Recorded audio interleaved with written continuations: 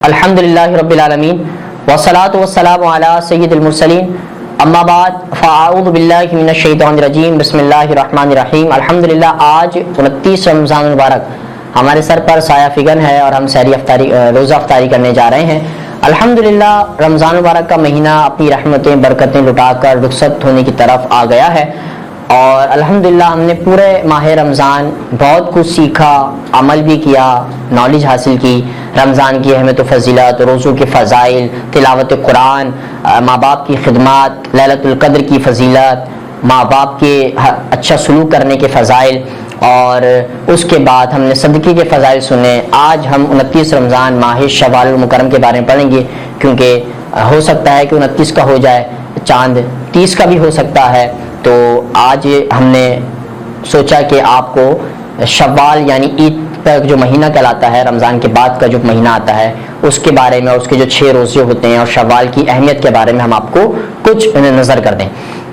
اللہ کریم نے قرآن پاک میں ارشاد، بے شک مہینوں کی گنتی اللہ تبارک و تعالیٰ کے نزدیک 12 مہینے ہیں اللہ تعالیٰ کی کتاب میں۔ برادران اسلام، اسلامی مہینوں میں 10ویں مہینے کا نام شوال المکرم ہے۔ شوال سے ماخوذ جس کا معنی ہے اونٹنے کا دم اٹھانا، اور جاندار کی عادت ہے کہ جب سفر کے لیے تیار کیے جائیں تو اپنی دم اٹھاتے ہیں، پھر عموماً سفر شروع کرتے ہیں۔ عرب کے لوگ اسی ماہ میں سیر و سیاحت اور شکار کے لیے اپنے گھروں سے باہر چلے جاتے ہیں، اس لیے اس کا نام ہی شوال ہو گیا۔ اس ماہ کی پہلی تاریخ کو عید ہوتی ہے، جسے ہم عید الفطر بھی کہتے ہیں۔ یہ ماہ مکرم حج کے مہینوں میں سے پہلا مہینہ ہے۔ یکم شوال المکرم چونکہ عید کا دن ہے، خوشی کا دن ہے، لہذا یہ مسلمانوں کو بخشش کا دن ہے۔ حضرت انس رضی اللہ تعالیٰ سے روایت ہے کہ جب عید کا دن آتا ہے تو اللہ تعالیٰ روزداروں پر فرشتوں میں اظہار فخر مباحت فرماتا ہے اور فرماتا ہے، اے میرے فرشتوں،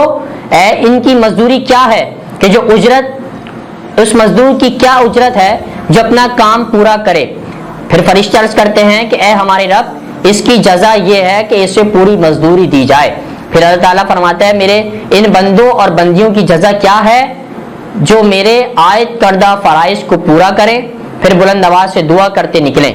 مجھے اپنی عزت و جلال اور اپنے کرم اور علو مرتبت اور رفعت مقام کی قسم ہے، میں ضرور ان کی دعا قبول فرماؤں گا۔ پھر فرماتا ہے، جاؤ، میں نے تمہارے گناہوں کو معاف فرما دیا ہے، تمہارے گناہوں کو نیکیوں میں تبدیل کر دیا ہے۔ حضرت انس رضی اللہ تعالیٰ فرماتے ہیں، پس وہ بخشے ہوئے واپس گھر کو لوٹیں گے۔ یکم شوال عید کا دن ہے، یکم شوال گناہوں سے معافی کا دن ہے، یکم شوال کو شہد کی مکھی کو شہد بنانے کا الہام ہوا تھا، یکم شوال کو اللہ تبارک و تعالیٰ نے جنت کو پیدا فرمایا تھا، یکم شوال کو اللہ تعالیٰ نے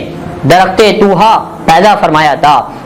یکم شوال کو جبرائیل علیہ السلام کو وحی کے لیے منتخب کیا گیا، یکم شوال کو فرعون کے بعد جادوگروں کو تائب ہونا نصیب ہوا تھا، یکم شوال مکرم کو نماز سے عید سے قبل حجامت بنوانا سنت ہے، مسواک کرنا سنت ہے، ناخن ترشوانا سنت ہے، غسل کرنا سنت ہے، انگوٹھی پہننا سنت ہے، نماز فجر مسجد میں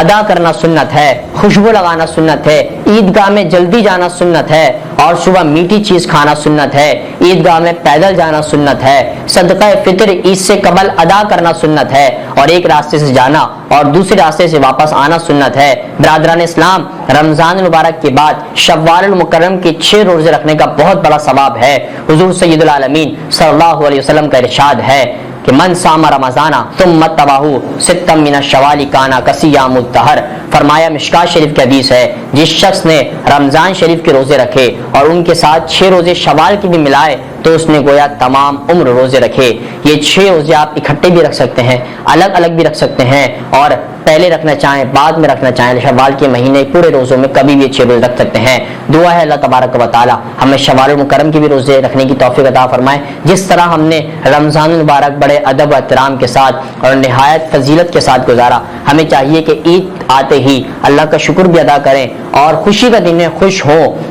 اللہ تبارک و تعالیٰ کا شکر ادا کرتے ہوئے اس کو غفلت میں نہ گزاریں، خوشی کے طور پہ منائیں، سب کچھ کریں، لیکن اللہ تبارک و تعالیٰ کی ناراضگی والے کام نہ کریں۔ اللہ رسول کے ان احکامات کو بھی مد نظر رکھیں جو اللہ تبارک و تعالیٰ نے ہمارے اوپر نافذ کیے ہیں، شریعت کی حد میں رہ کے تمام کام کریں، خوشی کو ظاہر کریں۔ خوشی کی جبھی عید کا روزہ حرام قرار دیا کہ پورے مہینے کا اللہ تبارک و تعالیٰ کے جب مطابق اپنے نفس کو مارا ہے، اب خوشی کا دن ہے، خوشی کو ظاہر کرو، کھاؤ پیو، کوئی مسئلہ نہیں ہے، گھومو پھرو، لیکن شریعت کی حد میں رہ کے اور اللہ تبارک و تعالیٰ کے جو احکام ہیں ان کی حدود میں رہ کر اللہ تبارک و تعالیٰ ہمیں شوال کی بھی اہمیت کو سمجھنے کی توفیق عطا فرمائے اور ان کے بھی روزے رکھنے کی ہمیں توفیق عطا فرمائے۔ وما علینا الا البلاغ المبین۔